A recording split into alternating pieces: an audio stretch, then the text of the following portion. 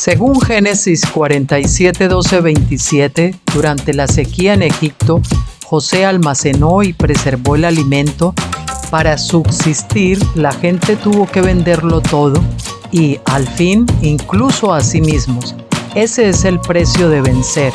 Así es en este tiempo del fin, donde conseguir el alimento para entrar al reino y conquistar nuestra tierra, que es Cristo, formado en nosotros, nos costará renunciar a todo, incluso a nuestra propia vida. Pero a cambio de nuestro todo, tendremos su todo y reinaremos con él. Con ustedes, José.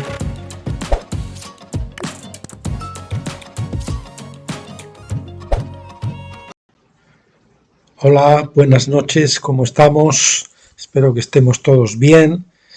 Bueno, y digo buenas noches porque hoy se me ha retrasado el asunto y ya son las 8:24 de la tarde aproximadamente en España, día 21 de octubre del 2024.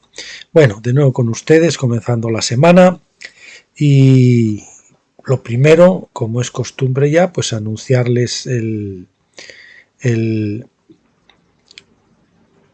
libro que vamos a continuar, con el que vamos a continuar después de las 70 semanas que terminamos hoy, y vamos a hacerlo pues un libro que es recientemente escrito por el doctor Stephen Jones, aunque todavía él no lo ha publicado, pero como yo he ido recogiendo y recopilando los posts, pues yo ya lo tengo montado, pues lo vamos a publicar. Y además lo hacemos en honor de los nuevos creyentes, porque es un libro que se titula Términos básicos de la escritura, del doctor Stephen Jones.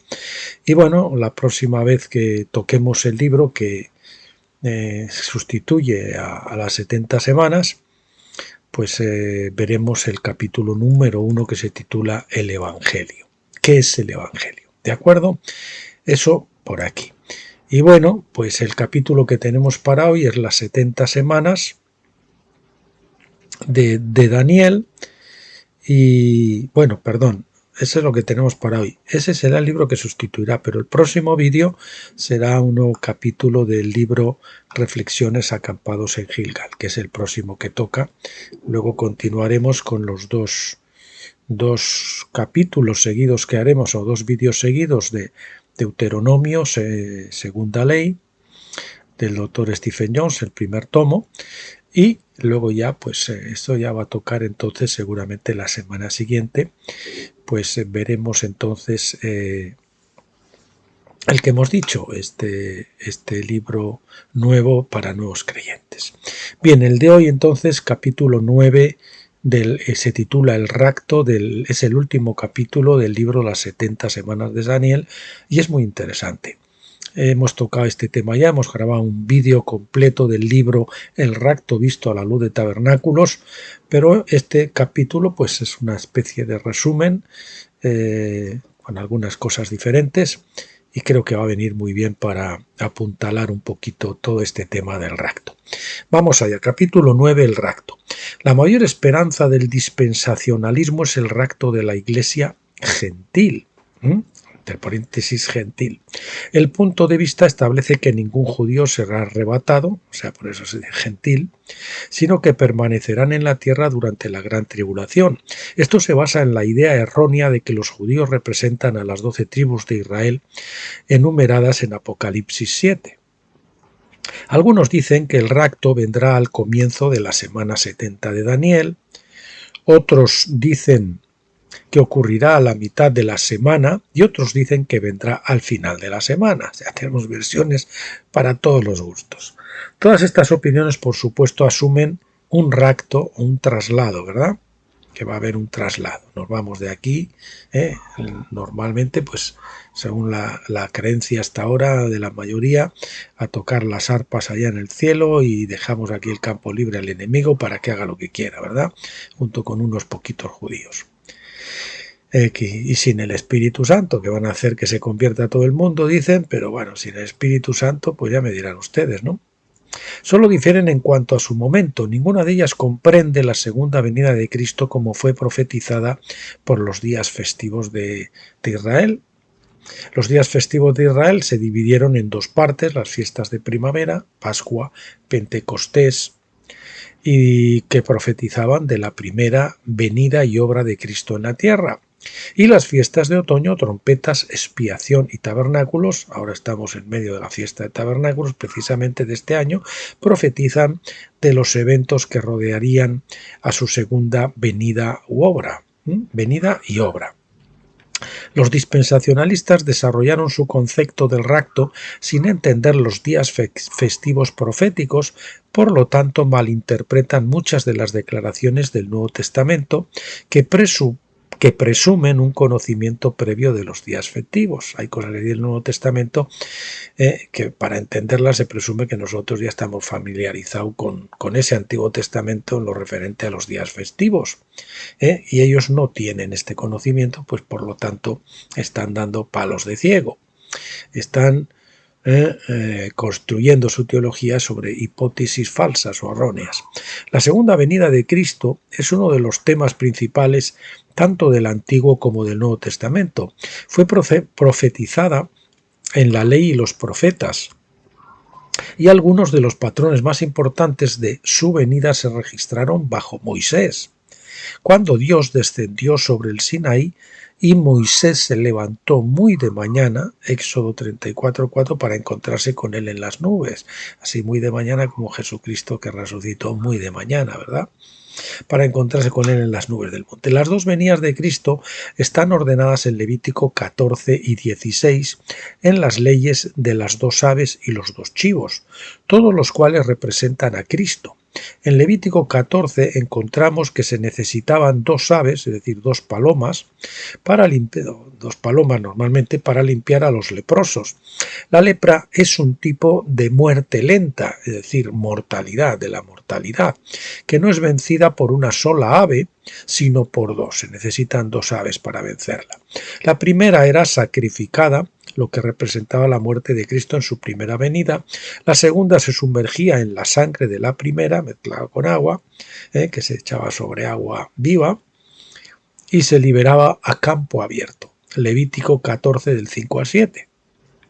Por lo tanto, Apocalipsis 19:13 describe a Cristo en su segunda venida, siendo liberado en el campo, y sabemos que el campo, es decir, el mundo, según Mateo 13:38, ser liberado, campo en el mundo, según Mateo 13:38, con su manto empapado en sangre. Repito, por lo tanto, Apocalipsis 19:13 describe a Cristo en su segunda venida siendo liberado en el campo, que según Mateo es el mundo, con su manto empapado en sangre. Asimismo, en Levítico 16 encontramos los dos chivos necesarios para limpiar el pecado. Se mataba al primero, que profetizaba la muerte de Cristo en la cruz. El segundo era liberado vivo en el desierto, el mismo significado que el campo. En el desierto, que tiene el mismo significado que el tema del campo. Así que no hay duda de que la ley profetizaba de dos venidas de Cristo. La pregunta no es si, sino cómo regresará. Sabemos que sí va a regresar, pero cómo regresará, qué es lo que va a hacer, cómo cronológicamente se clasifican esos eventos relativos a esa segunda venida. Muchos también han tratado de averiguar cuándo regresará. ¿Cómo se cumplieron las fiestas de primavera? Siguiente epígrafe. Los detalles más importantes de sus venidas se encuentran en las profecías de los días festivos de Israel. Los días festivos se dividen en dos partes, fiestas de primavera y fiestas de otoño. De manera similar, los sacrificios diarios se dividían en dos sacrificios matutinos y vespertinos. En los sacrificios matutinos y vespertinos, el de la sacrificio de la mañana, el sacrificio de la tarde, que también pues, nos hablan de las dos venidas. Todos estos describen dos venidas, ¿de acuerdo?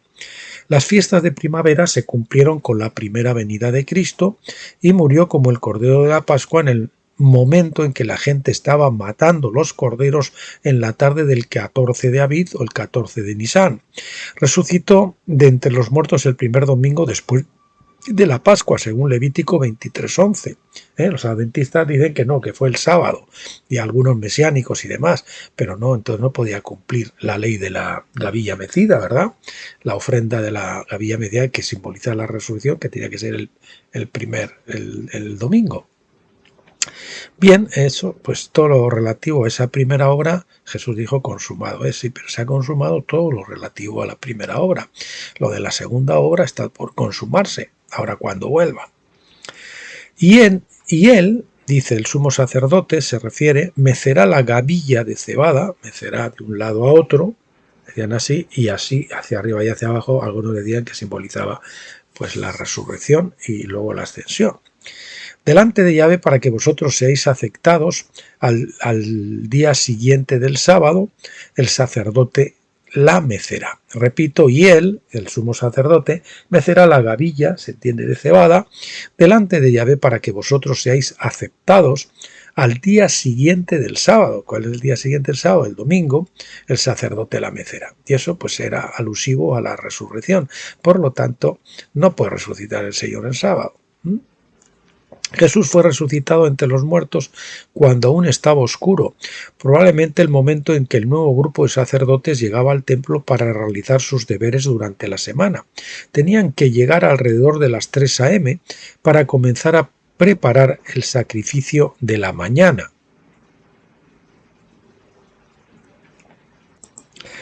La gavilla se mecía alrededor de la hora del sacrificio matutino, alrededor de la 3.ª hora del día. Ese fue el momento en que Jesús era presentado al Padre en el cielo.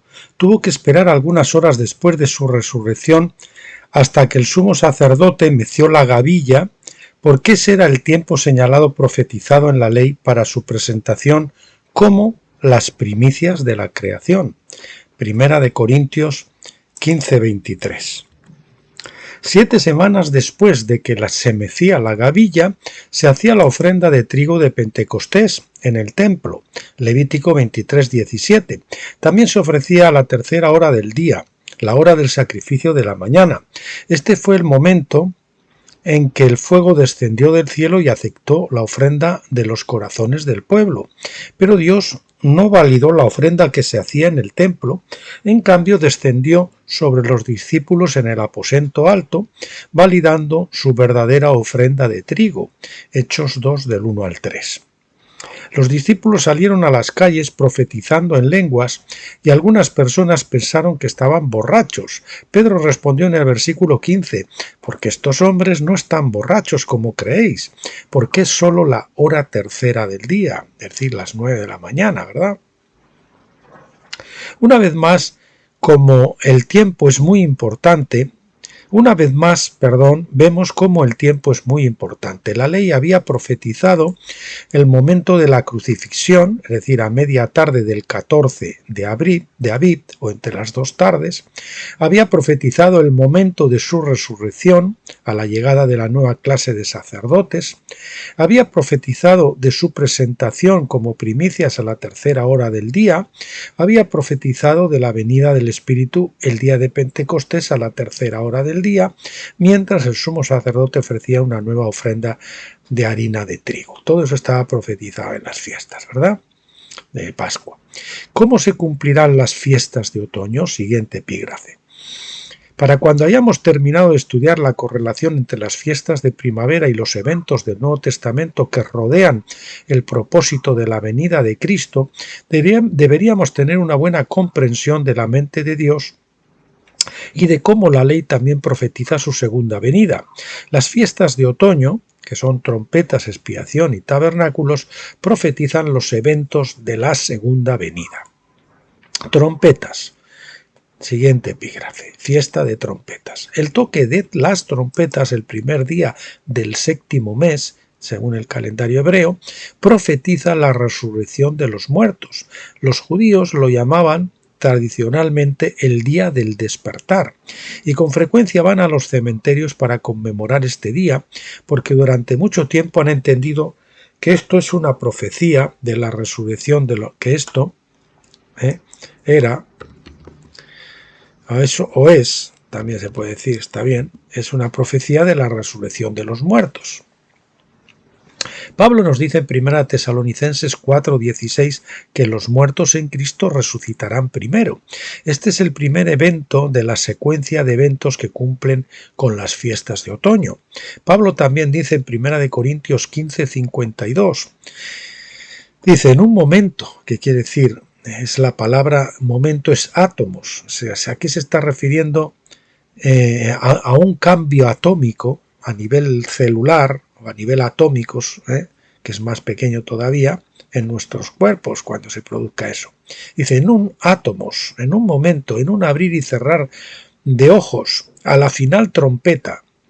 La final trompeta, destacamos eso, porque sonará la trompeta, y además destacamos que es en singular, una, no dos trompetas, y los muertos resucitarán incorruptibles y nosotros seremos transformados. ¿Por qué decimos esto de la final en singular? Porque ya saben que las dos trompetas de plata que hizo Moisés eran, cuando se tocaba una, convocaba exclusivamente a los líderes, y cuando se tocaban las dos era para todos, los líderes y el pueblo. En este caso, como se trata de la primera resurrección, se trata de la resurrección para los líderes, es decir, para los vencedores, que son los únicos que resucitan en esta exanastasis o la superresurrección. En aquellos días se tocaba la trompeta para señalar el comienzo de cada mes, cuando los testigos veían la primera luna creciente en el horizonte al atardecer. El primer día del séptimo mes era una trompeta especial llamada la última trompeta, porque era el último mes de los días festivos mosaicos originales, la última trompeta.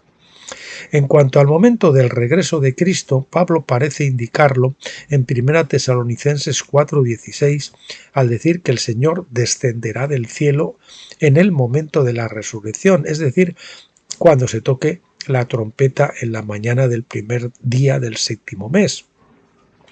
Si es así, hay más para el regreso de Cristo que solo su descenso del cielo.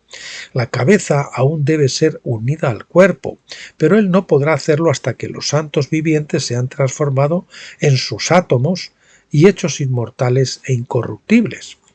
Se profetiza que este cambio ocurrirá en el primer día de tabernáculos, que es 2 semanas después de que se toque la trompeta de la raza. Siempre habíamos entendido al leer eso que éramos todos, ¿no?, resucitados y los vivos transformados al mismo tiempo, simultáneamente. Hay una traducción que traduce erróneamente simultáneamente, ¿no? Pero no, hay por lo menos una semana o 10 días, no creo que son 10 días, entre la fiesta de las trompetas y después el primer día de tabernáculos, ¿no? O 2 semanas, 14 días creo que son, porque viene primero el día de la expiación y después ya viene el primer día de tabernáculos. Entonces, no es los muertos, los vencedores muertos, reciben la resurrección primero, la transformación, pero luego es a la vuelta de 2 semanas que los vencedores que están vivos sobre la tierra, que no han muerto, reciben también el cuerpo glorificado. Bien. Se profetiza que ese cambio ocurrirá en el primer día de tabernáculos, que es 2 semanas después de que se toque la trompeta de resurrección. Discutiremos la fiesta de los tabernáculos en breve. Así que el primer día del séptimo mes es el día de las trompetas, profetizaba la resurrección de los muertos, pero contrariamente a muchas enseñanzas modernas, no todo va a ocurrir en ese día. Este es solo el comienzo de los eventos del tiempo del fin. Siguiente epígrafe. El día de la expiación. El sonido de las trompetas daba inicio a un tiempo de arrepentimiento e introspección de 10 días que culminaba en el día de la expiación, el 10º día del séptimo, es decir, en los 10 días de terror, algo así les llaman. Cuando los muertos resuciten, muchos se arrepentirán, incluidos muchos en la iglesia misma, porque muchos cristianos se escandalizarán y se asustarán cuando vean que el rapto no ocurrió, o tal vez asumirán que sí ocurrió, pero ellos fueron dejados atrás, como la famosa serie, han hecho películas y cosas de eso, de dejados atrás, ¿verdad? Algunos ajustes importantes, hasta Nicolas Cage hizo una película de sobre el rastro yo en un avión y tal, todas estas cosas. Tremendo, ¿no? Algunos ajustes importantes en su escatología tendrán que hacerse muy rápidamente, porque los santos vivos no serán arrebatados el mismo día en que tenga lugar la resurrección. El arrebatamiento está programado para tabernáculos, el primer día de tabernáculos. Siguiente epígrafe, la fiesta de tabernáculos o de cabañas, ¿verdad? 5 días, o Sukkot también, ¿verdad? 5 días después del día de la expiación es el comienzo de la fiesta de tabernáculos. Se extiende una semana completa, o sea que la fiesta de tabernáculos que era el día 15 del séptimo mes. Se extiende una semana completa y termina con una ceremonia final en el octavo día, es decir, el día 22 del mes séptimo. Esta fiesta profetiza el cambio o transformación que ocurrirá en los cuerpos de aquellos que estén vivos al final de la edad. Pablo dice en 1 Corintios 15, 51, «He aquí, os cuento un secreto, no todos dormiremos, pero todos seremos transformados». Es decir, algunos no van a dormir, que quiere decir morir, pero todos seremos transformados. El cambio ocurrirá el primer día de tabernáculos. Ese cambio de mortal a inmortal y de corrupción a incorrupción permitirá que los vivos se unan a los que resucitaron entre los muertos 2 semanas antes. En este punto tendrán el mismo tipo de carne, porque será carne espiritual. Los dos grupos no podrán unirse hasta que tengan el mismo cuerpo. Este es también el momento del nacimiento del Hijo varón, que es Cristo en vosotros, la esperanza de gloria. Colosenses 1:27. Los creyentes son impregnados de Cristo por el Espíritu Santo, siguiendo el mismo patrón que Jesús y su madre. María fue fecundada por el Espíritu Santo, Lucas 1:35, convirtiendo a Jesús en el hijo de un Padre celestial y una madre terrenal. Por tanto, era hijo de Dios e hijo del hombre, y tenía 2 padres. Esto era necesario para que la ley se cumpliera al darle dominio tanto en el cielo como en la tierra. Lo mismo ocurre con los creyentes en Cristo, porque somos coherederos con Él. Romanos 8:17. El gran secreto o misterio de la Iglesia es Cristo en vosotros, la esperanza de gloria, ¿verdad? Colosenses 1:27. Esa semilla santa en nosotros es el feto espiritual que tiene un Padre celestial y una Madre terrenal. En ese sentido, todos somos parte de la compañía de la novia, ya seamos hombres o mujeres en lo natural. Todos formamos parte de la novia. Cuando experimentamos la fiesta de la Pascua, es decir, la justificación, somos impregnados por el Espíritu. Pentecostés profetizaba el crecimiento del feto, es decir, la santificación. Tabernáculos profetizaba de su nacimiento, y el octavo día de tabernáculos profetizaba de su circuncisión y presentación a Dios, que por ley debía ocurrir en el octavo día. Crecimiento del feto, la gestación del feto, santificación en Pentecostés, justificación en la Pascua, empecemos por ahí, crecimiento del feto o gestación en santificación, y el nacimiento, que sería en tabernáculos, y el octavo día de tabernáculos concreto sería la circuncisión y presentación a Dios, que por ley debía ocurrir en un octavo día. Esta santa semilla, Cristo en vosotros, no es Jesucristo mismo, es una nueva generación, una nueva creación, 2 Corintios 5:17. Es una extensión de Cristo porque es su cuerpo. Sin embargo, también somos nosotros porque es el verdadero yo. Nos estamos convirtiendo en la próxima generación, por así decirlo. Nuestro hombre natural, como Raquel, muere al dar a luz. Génesis 35:18, y tomamos una nueva forma de existencia, inmortal, incorruptible, perfeccionada y completa. Cuando los santos vivos sean cambiados, es decir, transformados, y el Hijo varón nazca por completo el primer día de tabernáculos, es ese cuerpo de vencedores, el Hijo varón, Hijo multimiembro, disfrutarán del mismo tipo de cuerpo perfeccionado que los muertos resucitados ya habían recibido 2 semanas antes al toque de la trompeta. En ese momento se unirán en perfecta armonía en un solo cuerpo. Sin embargo, ese cuerpo seguirá estando incompleto hasta que la cabeza se le una. La cabeza no puede unirse con el cuerpo hasta que el cuerpo mismo esté unido como uno, los vencedores muertos y los vivos unidos ya en uno. Y por esta razón la unión de la cabeza con el cuerpo debe ocurrir a la mitad de tabernáculos, en medio de la fiesta, a la mitad de la fiesta. Esto debe ocurrir en algún momento, la mitad exacta, en algún momento entre el primer día y el octavo día. Realmente 4 y 3, ¿no? Pues en el cuarto, quinto, no sé. El octavo día en que este hombre de la nueva creación, que tiene tanto cabeza como cuerpo, deberá presentarse al Padre en su estado perfecto. Ya completo, cabeza y cuerpo, se presenta al Padre. A la mitad de la fiesta o en el medio de la fiesta de tabernáculos. La unión de la cabeza con el cuerpo, creo, dice el doctor Stephen Jones, vendrá en algún momento entre el primer y el octavo día de tabernáculos. El patrón bíblico para este evento se muestra en Juan 7, el único relato donde Jesús celebró la fiesta de tabernáculos. Leemos en Juan 7:2, y estaba cerca la fiesta de los judíos, la fiesta de las cabañas, es decir, de tabernáculos.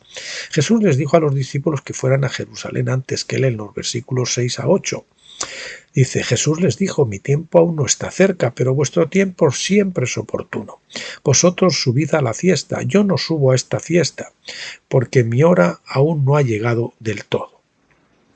Pero una vez que envió a los discípulos por delante, fue a la fiesta en secreto. Leemos en Juan 7 del 10 al 14.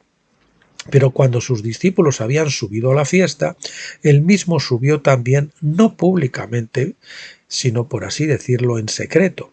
Pero cuando ya era la mitad de la fiesta, Jesús subió al templo y comenzó a enseñar. Esta historia altamente profética nos da el momento de su segunda venida. El templo es el cuerpo de Cristo, cuando él sube al templo. Primera de Corintios 3:16, aunque viene antes de su aparición en el templo, permanece en secreto hasta la mitad de la fiesta de tabernáculos. Esto profetiza, creo, del hecho de que Jesucristo vendrá al comienzo de tabernáculos o antes, pero no estará en contacto con sus discípulos, el verdadero templo, hasta la mitad de la fiesta. Tenerle aquí, de alguna manera yo creo que algunos lo podrán o lo podremos presentir, ¿no? Tremendo. En la historia de Juan 7 tuvo que separarse de los discípulos por un tiempo para reunir la cabeza con el cuerpo a mitad de la fiesta. Así también en la segunda venida de Cristo, la cabeza no puede unirse al cuerpo hasta que todo el cuerpo se haya hecho una sola carne en el primer día de tabernáculos. Debe unirse a ellos antes del octavo día, cuando el cuerpo completo debe ser presentado al Padre. Por tanto, vendrá a la mitad de la fiesta. El octavo día de tabernáculos, siguiente epígrafe. No se permite que el hombre nuevo sea presentado al Padre hasta el octavo día. El hombre nuevo en este caso sería, vamos a ponerlo con mayúscula porque es corporativo, el hombre nuevo, multimiembro, no sea presentado al Padre hasta el octavo día. Esta ley se encuentra en Éxodo 22, 29 y 30. Como ves, las leyes están escritas bien atrás. No demorarás la ofrenda de tu cosecha y tu vendimia. Me darás el primogénito de tus hijos, lo mismo harás con tus bueyes y tus ovejas. Estará con su madre 7 días y al octavo día me lo darás. El nacimiento de este hijo corporativo, de este hombre nuevo corporativo, ocurre el primer día de tabernáculos. La presentación de este hijo corporativo ocurre al octavo día, de acuerdo con la ley que hemos visto arriba. Toda presentación de hijos al Padre solo puede ocurrir en el octavo día, después de su nacimiento. Después de su nacimiento Jesús fue presentado al templo al octavo día, Lucas 2:21. Tras su resurrección, nacimiento, Jesús tenía que presentarse al Padre el día después del sábado. entendiendo la resurrección como un nacimiento, ¿no? Levítico 23:11 nos dice eso. Jesús tenía que presentarse al Padre el día después del sábado, comúnmente conocido hoy como Domingo de Pascua. Era el octavo día. Asimismo, en lo que respecta al hijo corporativo, al hijo varón, al hombre nuevo, ¿verdad? La presentación debe ocurrir en el octavo día de tabernáculos, y es por eso que hay 8 días asociados con tabernáculos. Levítico 23:39. Así también en la historia de Juan 7 del 37 al 39, Jesús profetizó que el fuego glorioso de Dios vendría en el octavo día de tabernáculos. Dice así: ahora, en el último día, el gran día de la fiesta, Jesús se levantó y gritó, diciendo: si alguno tiene sed, venga a mí y beba. El que cree en mí, como dice la Escritura, de su interior correrán ríos de agua viva. Pero esto habló del Espíritu, a quien recibirían los creyentes, los que creyeran en él, porque aún no se había dado el Espíritu, porque Jesús aún no había sido glorificado. Hay quienes creen que el gran día de la fiesta era el séptimo día de tabernáculos, otros eruditos dicen que es el octavo día. El problema se resuelve cuando entendemos que profetiza que la gloria de Dios se manifestará a través de los hijos de Dios. Esto está profetizado en Levítico 9 como el octavo día. Está en la historia de la consagración sacerdotal en Levítico capítulos 8 y 9. Dios le dijo a Aarón y a sus hijos en Levítico 8:35 a 9:1. Además permanecerás día y noche durante 7 días. Permanecerás día y noche durante 7 días a la entrada de la tienda de reunión y cumplirás la ordenanza de Yahvé para que no mueras, porque así se me ha ordenado. Así Aarón y sus hijos hicieron todas las cosas que Yahvé les había mandado por medio de Moisés. Aconteció que al octavo día Moisés llamó a Aarón, a sus hijos y a los ancianos de Israel. Ahí lo tenemos. Así que los sacerdotes en este tiempo eran consagrados por 7 días completos y luego salían del tabernáculo al octavo día. El evento principal del octavo día se expresa en Levítico 9:4, porque hoy Yahvé se aparecerá o se manifestará a vosotros. El versículo 6 agrega esta revelación diciendo: para que la gloria de Yahvé se os aparezca. El cumplimiento real se encuentra en el versículo 24 que dice: entonces salió fuego de delante de Yahvé y consumió el holocausto y las porciones de sebo sobre el altar, y cuando todo el pueblo lo vio, gritó y cayó de bruces. Así el fuego, es decir, la gloria del Señor, se manifestó a todo el pueblo, y todo el pueblo lo vio. Esto profetizaba de los resultados de la manifestación de los hijos de Dios después de su presentación al octavo día. Ellos vendrán y causarán un impacto tremendo, ¿verdad? Por esta razón creo que los sacerdotes de Dios deben ser consagrados a Dios durante 7 días completos antes de manifestarse en el octavo día. Es decir, 7 días. El primer día de tabernáculos reciben ese cuerpo glorificado, pero están 7 días santificándose, ¿no?, antes de presentarse al octavo día al Padre. Por lo tanto, las palabras de Jesús en Juan 7 del 37 al 39 sobre el último gran día de la fiesta, profetizando del derramamiento del Espíritu, se aplican al octavo día de tabernáculos. Eso lo resuelve, como dice el doctor Jones, no es el séptimo, sino el octavo. Sacerdotes de Leví y de Melquisedec. Vamos a ver este siguiente epígrafe. En nuestros días, por supuesto, Dios ha levantado un nuevo orden de sacerdotes de Melquisedec y, sin embargo, el modelo bajo Moisés es un tipo profético que se aplica hoy. El sacerdocio de Melquisedec no está limitado por la genealogía como lo estaba el sacerdocio levítico. Uno tenía que ser de Leví y específicamente de Aarón para ser de ese sacerdocio, pero Jesús era de Judá. No estaba calificado como sacerdote de Leví, pero ciertamente estaba calificado como sumo sacerdote de la orden de Melquisedec. Por eso cuando se dice en la Resudita, en la hora del cambio de sacerdotes, como indicando que hay un cambio de sacerdocio, ¿verdad? Sale el sacerdocio de Aarón y entra el sacerdocio de Melquisedec. Hebreos 5:6. Hoy en día muchos piensan que Jesús regresará para ser el sumo sacerdote de un templo en Jerusalén, donde los sacerdotes levitas realizarán sacrificios diarios y ministrarán a Dios a la manera del antiguo pacto. Pero la ley prohíbe que un judío sea sumo sacerdote de la orden aarónica. Jesús viene como sumo sacerdote de una orden completamente diferente que precedió a la orden de Leví, que era más antigua que la propia orden de Leví. Será sumo sacerdote de un nuevo templo corporativo, del cual somos piedras vivas. Primera de Pedro 2:5. Este templo es de la Nueva Jerusalén, no de la ciudad vieja. Es la ciudad de la libertad, no de la esclavitud. Gálatas 4:25 al 26. Es una ciudad del nuevo pacto. Podría decirse la ciudad de la libre y no de la esclava, ¿no? Está refiriendo a Agar y a Sara, o a Sara y Agar. Es una ciudad del nuevo pacto que no pertenece al antiguo pacto, a la que se da una etiqueta del nuevo pacto. Y entonces los sacerdotes de Dios y de Cristo mencionados en Apocalipsis 26 no son sacerdotes de Leví, sino de Melquisedec. No es necesario tener una genealogía en particular para calificar para este sacerdocio.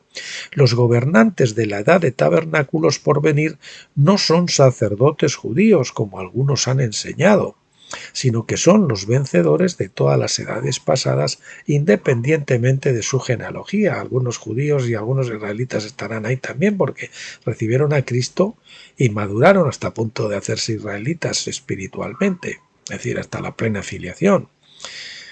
Ve a Hebreos 7:3. Levítico 21:17 exige que los sacerdotes no sean discapacitados, no tengan defectos físicos en este caso, pero aquí se aplica a defectos espirituales. Habla con Aarón y dile: ningún hombre de tu descendencia de todas las generaciones que tenga un defecto se acercará para ofrecer el pan de su Dios. Bajo el antiguo pacto, los sacerdotes levitas no podían ministrar a Dios si tenían algún defecto físico. Bajo el nuevo pacto, los sacerdotes de Melquisedec no pueden ministrar a Dios con ningún defecto espiritual. El hombre de la nueva creación es el cuerpo corporativo de Cristo, que es sanado de todos los defectos mediante la resurrección o mediante la fiesta de tabernáculos. Este nuevo hombre también es un sacerdote corporativo, como leemos en Apocalipsis 26. Serán sacerdotes de Dios y de Cristo y reinarán con él por 1000 años. Este cuerpo sacerdotal no debe tener defectos y debe tener todas las partes del cuerpo para calificar bajo el sacerdocio de Melquisedec. Los vencedores muertos son los primeros en encontrar la curación de la muerte cuando son resucitados de entre los muertos al sonido de la trompeta. Los vencedores vivos encuentran la curación de la muerte, es decir, la mortalidad, 2 semanas después, el primer día de tabernáculos. Estos dos grupos pueden unirse a medida que este cuerpo se junta. La cabeza viene entonces a la mitad de la fiesta para completar el cuerpo en todas sus partes. Solo entonces este hombre de la nueva creación puede calificar como sacerdote de Dios en la orden de Melquisedec, o para ser presentado como hijo en el 8º día. Este es el patrón que se ve al final de Levítico 8 y todo el capítulo 9. Entonces se manifiesta la gloria de Dios.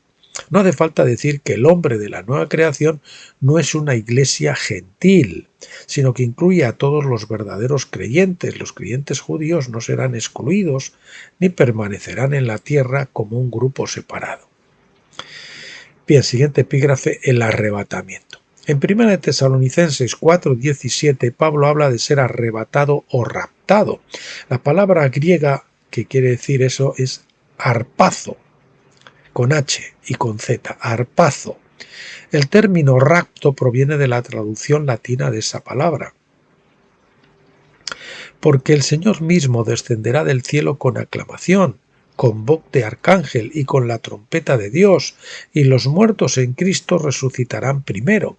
Entonces nosotros, los que estemos vivos, los que hayamos quedado, seremos arrebatados. La palabra ahí es griega, es harpazo, en latín rapto, junto con ellos en las nubes para encontrarnos con el Señor en el aire, y así estaremos siempre con el Señor. El término griego arpazos se usa para la traducción de Felipe el término griego arpazos se usa para la la traducción no, esto es por eso me confundí, para la, vamos a poner traslación o la transposición, ¿no? Se usa para la traslación de Felipe de un lugar a otro en Hechos 8:39. Por supuesto, Felipe no abandonó la tierra, pero tuvo una experiencia momentánea que trascendió el tiempo y el espacio. Sin duda fue una experiencia espiritual que los físicos llamarían un viaje hiperdimensional o interdimensional.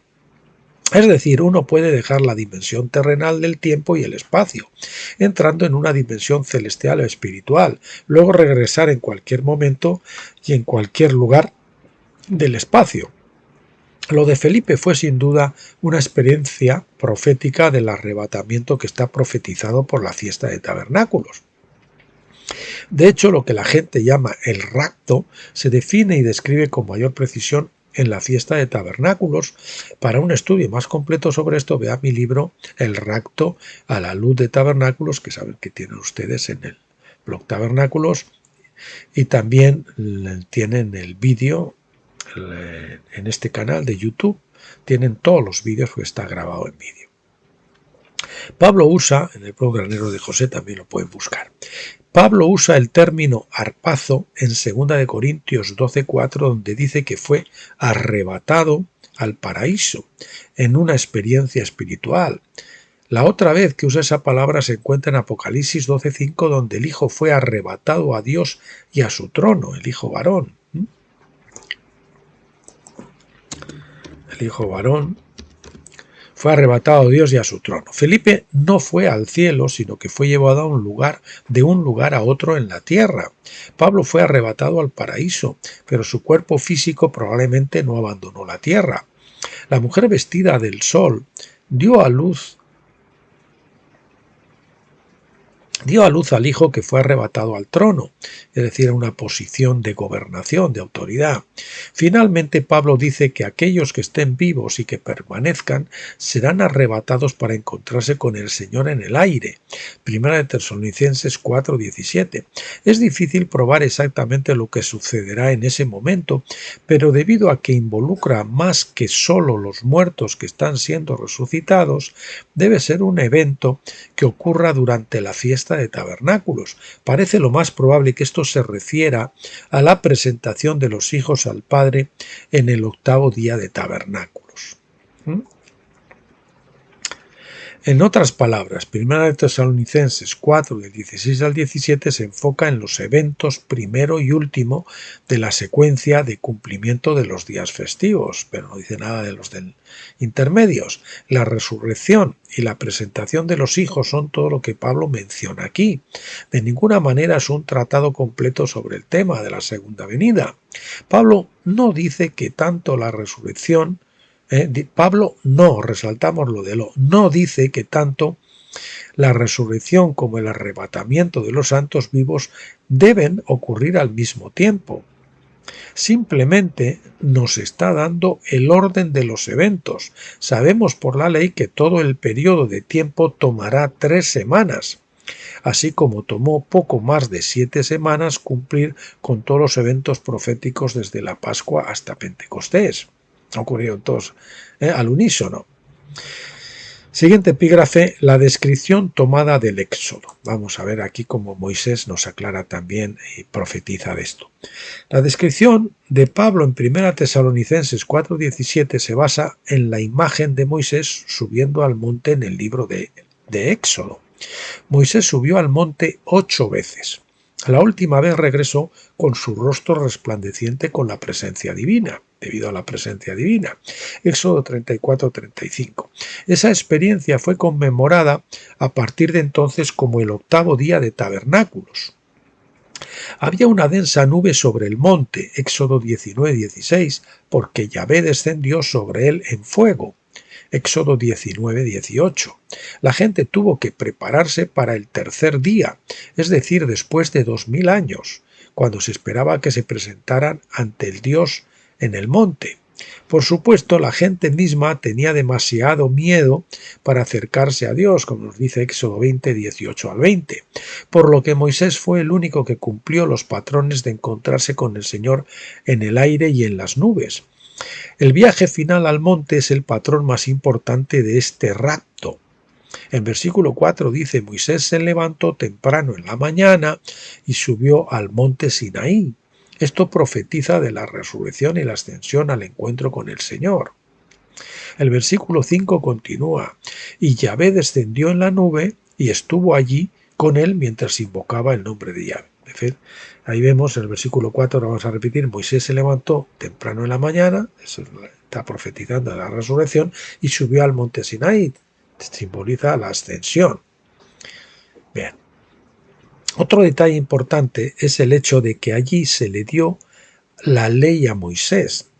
En una visita anterior se le habían dado las tablas de la ley, pero cuando regresó y encontró a Israel adorando al becerro de oro, rompió esas tablas. Éxodo 32, 19. Entonces, más tarde Dios reescribió la misma ley por segunda vez, profetizando de la segunda ley que se dará en la segunda venida de Cristo. Profetiza del tiempo en que la ley estará escrita en nuestro corazón para que no se rompa, que no se pueda romper. Esto se hace a través del nuevo pacto.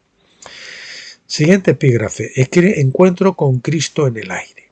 También es importante que entendamos el propósito de encontrarnos con el Señor en el aire. La palabra griega que usa Pablo es apántesis, o apantesis, como quieran. Apantesis, que es específicamente una palabra que se usa para describir las delegaciones de bienvenida que salen al encuentro de los dignatarios visitantes. Por ejemplo, en Mateo 25:1 las vírgenes salieron a recibir al esposo. La historia muestra que estaban dando la bienvenida al novio y no se esperaba que regresaran a la casa del novio con él, de vuelta. Él no les estaba dando la bienvenida, ellas le estaban dando la bienvenida a él. La palabra se usa nuevamente en Hechos 28:15, cuando los hermanos de Roma fueron a encontrarse con Pablo cuando lo llevaron a Roma. Y los hermanos, cuando supieron de nosotros, vinieron de allí hasta el mercado de Apio y las 3 posadas o tabernas, las 3 tabernas, para recibirnos. La palabra ahí es apántesis otra vez. Apantesis. Y cuando Pablo los vio, dio gracias a Dios y se animó. Una vez más, los hermanos de Roma consideraron a Pablo como un dignatario visitante y lo honraron al ir a encontrarse con él. En ningún momento nadie pensó en que Pablo se diera la vuelta y ellos regresaran a Jerusalén con él, de donde había venido. Asimismo, cuando Pablo usó el término apantesis en primera de Tesalonicenses 4:17, no tenía la intención de dar a entender que los santos se encontrarían con Cristo en el aire y luego regresarían al cielo con él. El Señor desciende aquí a la tierra y los santos salen a su encuentro para escoltarlo hasta la tierra con el honor que le corresponde. Se encuentran con él en el aire, en lugar de encontrarse bajo la tierra. La fuerza de esto es mostrar que han resucitado de entre los muertos para encontrarse con él en el aire. Debido a que Pablo también dice que lo encontrarán en las nubes, generalmente pensamos que esto debe tener lugar en lo alto de la superficie de la tierra, pero la palabra griega es aer, de la cual obtenemos nuestra palabra en español aire. La palabra se usa en en Hechos 22:23, y mientras ellos gritaban y se quitaban sus mantos y arrojaban polvo al aire, la palabra griega aer, arrojaban polvo al aer. Del mismo modo, Pablo dice que su propósito en la vida no era como el de un boxeador en la sombra que golpea el aire. Primera de Corintios 9:26. El término debía entenderse en el contraste con lo subterráneo, en lugar de los muertos. Al hablar de nubes, Pablo estaba usando la terminología de la escena descrita en el libro del Éxodo, cuando Dios descendió sobre el Sinaí y una nube rodeó el monte. Éxodo 19:9 dice: Y Yahvé dijo a Moisés: He aquí vendré a ti en una densa nube, para que el pueblo oiga cuando hable contigo y también crea en ti para siempre. Más tarde leemos en Éxodo 24:18: Y entró Moisés en medio de la nube mientras subía al monte, y estuvo Moisés en el monte 40 días y 40 noches. No quiere decir que, por ejemplo, en la segunda venida también el Señor regrese sobre un monte alto, hay una nube que cubra el monte y que los vencedores pues vayan allí y se reúnan allí con él y demás. Algo así también podría ser, ¿no? Más tarde leemos en Éxodo 24:18: Y entró Moisés en medio de la nube mientras subía al monte, y estuvo Moisés en el monte 40 días y 40 noches. Si bien es cierto que Moisés subió al monte, a la nube, es igualmente cierto que nunca abandonó la tierra misma. La palabra griega para nube es nefele, con ph, nefele, de la raíz nefos, con ph también. El diccionario expositivo de palabras del Nuevo Testamento de Vine da su significado. Denota una masa metafórica, denota una masa informe y nublada que cubre los cielos. De ahí, metafóricamente, de una multitud densa, una muchedumbre, Hebreos 12:1. Puede significar nubes físicas, por supuesto, pero la Biblia a menudo lo usa de manera metafórica. Hebreos 21:1 usa el término para referirse a una nube, es decir, a una multitud de testigos tan grande que nos rodea, la nube de testigos. Eso lo decía Rinaldo Texidor, ¿verdad? Lo de las nubes, recuerdo. Jesús testificó sobre Caifás y el Sanedrín en Mateo 26:64 que lo verían viniendo sobre las nubes del cielo, es decir, en los vencedores. Ahí es donde viene en primer lugar. Lo primero que lo vemos es venir en las nubes, en los vencedores, y luego la cabeza se une a esas nubes, a esos vencedores. Al mismo tiempo se le veía sentado a la diestra del poder. Parece que la gran nube de testigos está sentada con él en los lugares celestiales, incluso ahora, Efesios 2:6, y desde esta posición de poder él viene sobre las nubes del cielo. ¿Es esto literal o metafórico? No sé si al final importa, pero me parece más una metáfora que habla de la manifestación de los hijos de Dios. Cristo viene sobre ellos, es decir, las nubes, porque Él es la cabeza que se ha unido al cuerpo. La cabeza, lógicamente, va sobre el cuerpo. Sin embargo, independientemente de nuestra interpretación, el plan divino no es que los santos vayan al cielo para vivir con Él, sino que Cristo venga a la tierra para morar con los hombres. Apocalipsis 21:3 dice: He aquí el tabernáculo de Dios está entre los hombres y Él habitará entre ellos. Y ahora todo este párrafo que lo he subrayado para que se distinga es como un resumen de todos estos eventos, ¿no? Vamos a ver. La segunda venida de Cristo está ligada a las fiestas de otoño. La resurrección de los muertos ocurre primero en la fiesta de las trompetas. Entonces aquellos que sean vencedores vivientes serán transformados en inmortalidad el primer día de tabernáculos. Su cabeza vendrá y se unirá con el cuerpo a la mitad de tabernáculos para que el hombre de la nueva creación pueda ser presentado al Padre en el 8º día, como lo manda la ley. Luego, el mismo día, tiempo terrenal, se manifestarán como hijos de Dios al resto de la gente en la tierra. Y el reino de Dios comenzará a crecer rápidamente a medida que los hombres vean a Cristo en ellos y deseen entrar a la misma experiencia. Pronto todas las naciones aprenderán de sus caminos, Isaías 2, del 2 al 4, y comenzará la edad más grande de evangelismo mundial. Ahí tienen un perfecto resumen de todos esos eventos consecutivamente. Bien, vamos a finalizar con la conclusión. Dice así: los dispensacionalistas desarrollaron esta idea del rapto en el 1800. Sin entender los días festivos de Israel, repito, los dispensacionalistas desarrollaron esta idea del rapto en 1800 sin entender los días festivos de Israel y cómo profetizan de ambas venidas de Cristo. Intentaron encajarlo en el marco de tiempo de la semana 70 de Daniel, que creían que tendría un cumplimiento futuro.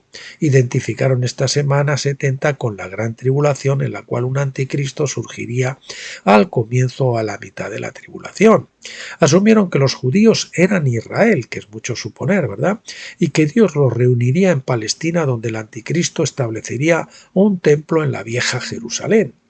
También asumieron que los gentiles serían sacados de la tierra en algún momento, dejando que los judíos sufrieran tribulación bajo el anticristo. Pero luego Jesús vendría en el último minuto, después que todos menos los 144.000 judíos hubieran sido asesinados, y que cuando vieran a Jesús venir los reconocerían y confesarían su fe en él. Luego, como recompensa por su confesión de fe en el último momento, se les otorgarían puestos de gobierno sobre los gentiles. No se necesita ningún requisito de ser para esto. Ellos suponían que no se necesita ningún requisito especial para ser un vencedor o aprender el carácter de Jesucristo, como la calificación para gobernar. El único requisito es ser un judío genealógico o israelita, como suponen. Es como si la gran muralla divisoria del templo se estuviera reconstruyendo hoy nuevamente, y los no judíos serían los ciudadanos de segunda clase en el reino. Es como si Jesús derribara el muro divisorio solo por un corto tiempo, pero que sería reconstruido nuevamente en la edad judía por venir. Si eso no fuera suficiente, creen que se restablecerán los sacrificios de animales, haciendo de la sangre de Cristo una solución temporal para los gentiles durante el intervalo entre las semanas 69 y 70 de Daniel. Creen que la vieja Jerusalén, a la que Pablo llama Agar, traerá la promesa de Dios. Creen que la higuera que Jesús maldijo volvería a dar fruto, aunque Jesús dijo que el reino de Dios le sería quitado y dado a una nación que produjera los frutos del reino. Es decir, todo al revés. Como ven ustedes, comparen esto con ese párrafo subrayado que hemos leído antes. ¿Qué es lo que tiene sentido común y qué es lo que no tiene sentido común? ¿Qué es lo que se ajusta a los parámetros bíblicos, a los patrones bíblicos de las fiestas, etcétera, del Antiguo Testamento, de Moisés, etcétera, que hemos visto, o no, ¿verdad? Todas estas cosas se basan en la idea más básica de que la semana 70 de Daniel se desconectó de las primeras 69 semanas y se colocó en el futuro lejano. No hay absolutamente ninguna prueba para esta suposición y se basa en una falta de conocimiento histórico con respecto al momento del nacimiento, ministerio y crucifixión de Jesús. La historia prueba que las 70 semanas de Daniel comenzaron en el 458 a.C. y terminaron en el 33 después de Cristo. No hay ninguna semana que quede ahí, ni media semana. La historia prueba que Jesús nació en septiembre del 2 a.C. y que tenía 30 años en septiembre del 29 después de Cristo, cuando las Escrituras dicen que comenzó a ministrar. Su ministerio cubrió la última mitad de la semana 70 de Daniel. Esa semana no se retrasó para el futuro. Jesús ministró durante esa semana de años. La semana terminó en el primer mes del año hebreo, precisamente 70 semanas, es decir, 490 años, después de que el decreto de Artajerjes, que es el válido, comisionó a Esdras para ir a Jerusalén para hacer un sacrificio. Esdras 7:9. Jesús luego hizo el mayor sacrificio de sí mismo en Jerusalén en el mismo mes, 490 años después. Tenía que ser 490 años después porque Jesús estaba obligado a perdonar a la nación 70 veces 7 o 490 veces. Mateo 18:22 nos lo dice, según la parábola de Jesús. Dios perdonó a la nación una vez al año, el día de la expiación, y su obligación de perdonar según la ley no terminó hasta el año 33 después de Cristo. Una vez que se establece que las 70 semanas de Daniel expiraron el 33 después de Cristo, con el sacrificio de Jesucristo, el Cordero de Dios, entonces toda la teoría del dispensacionalismo y su hermano gemelo, el sionismo cristiano, desaparecen en una nube de humo. Todas las teorías no bíblicas de los sacerdotes levitas con los sacrificios de animales y templos físicos en Jerusalén colapsan por su propio peso. Ninguna de estas ideas del antiguo pacto puede resistir la luz del libro de Hebreos. Cuando uno ha sido adoctrinado durante muchos años en estas falsas suposiciones de escatología, Es difícil reconfigurar nuestras mentes y volver a aprender la verdad de las Escrituras. Esperamos que las personas de otras religiones hagan grandes cambios en su forma de pensar, pero no esperamos tener que hacer cambios similares nosotros mismos. El lugar para comenzar es estudiar los días festivos y aprender la historia básica de las 70 semanas de Daniel. Estas dos cosas serán las más útiles para restablecer los fundamentos de la escatología que sacará el libro de Hebreos de la basura y lo devolverá a su lugar de prominencia. Lectura complementaria sugerida para una mayor comprensión: Hebreos, emigrar del Antiguo al Nuevo Pacto, que es otro de los libros del Dr. Stephen Young. Este no está grabado en vídeo, pero sí lo tienen publicado. Muy bien, queridos amigos hermanos, pues hasta aquí llegamos en el día de hoy. Cerramos el tema escatológico, nuevamente, lo hemos cerrado tantas veces, ¿no? Con las 70 semanas de Daniel, que apareció este libro por ahí, que complementa un poco todo eso. Y aquí tienen, pues de verdad, un capítulo maravilloso para estudiarlo, mascarlo, digerirlo bien, ¿no? Bueno, pues lo dicho, hasta aquí nos quedamos. Solo queda recordarles que el próximo día pues veremos, como hemos dicho, un capítulo nuevo de mi libro Reflexiones acampados en Gilgal. Nada más, bendecirles a todos en el Señor Jesucristo, rogarle al Padre que abra sus entendimientos, como lo hizo en el camino de Maús con sus discípulos, y emplazarles para el miércoles, Dios mediante, en el nuevo vídeo. Hasta entonces, como siempre, pásenlo bien.